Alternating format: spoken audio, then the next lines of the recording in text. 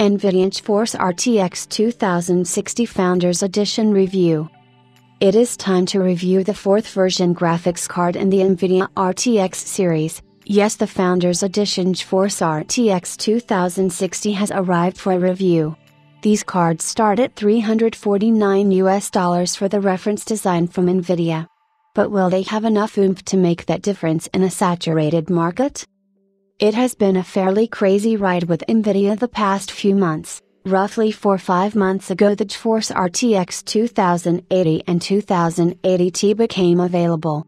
People had been very interested and were warmed up for the DLSS, tensor, features and the ability to play Battlefield V in that hybrid ray traced way.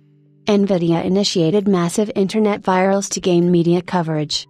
But then the bubble exploded in their face as end users looked the other way when they learned about the incredibly steep price level.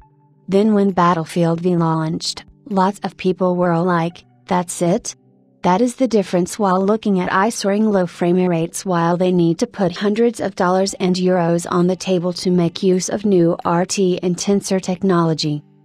A patch and driver or two later did improve overall performance, however, with graphics cards sitting in an US800/EUR, RTX 2080, and US1250/EUR, 2080T, range while not coming down, the price that is, things became difficult. The launch of the GeForce RTX 2070 was received better. The primary perf issues with Battlefield V had been solved mostly shortly after release, and a card with a 500 or 550/USD price tag feels better while still being very expensive. The past few months RTX became a tough sell and NVIDIA's popularity declined in a negative spiral. Whenever that happens, as a company you need to set things right.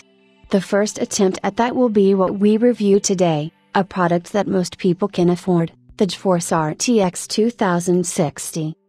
The XX60 range typically is mainstream/mid-range, however, at $349, and really that's where it'll start. We do wonder how the general public will feel about that price.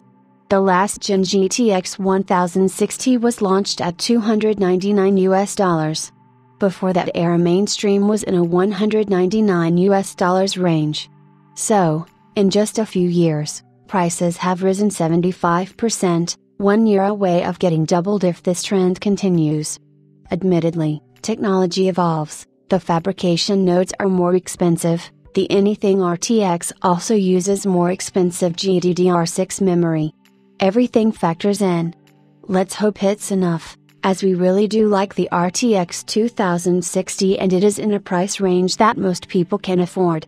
The big question that remains, is this product enough?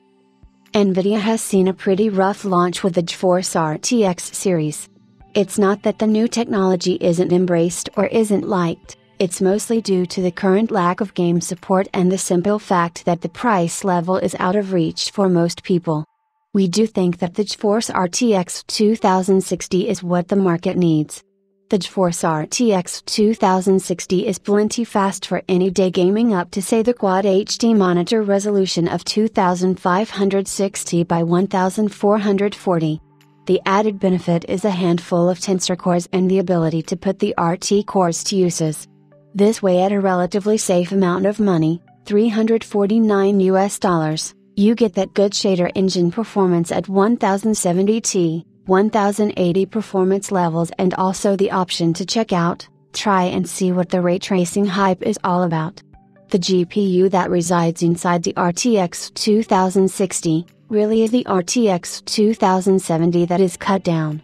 The 6 GB of graphics memory seen over 8 GB really isn't a hindrance either, as long as you stick to that wide, Quad HD domain.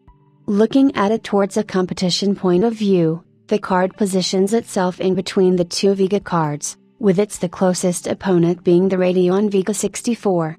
The ray tracing and eye feature like DLSS is, of course, interesting but remain our proof of concept and a bit of a gimmick until more games support it properly. Realistically, the GeForce RTX 2060 is the safest bet at its $349 asking price. Alongside the GeForce RTX 2070, This GeForce RTX 2060 is making a good impression. Let's hope the availability is good, and pricing indeed stabilizes at the advertised values.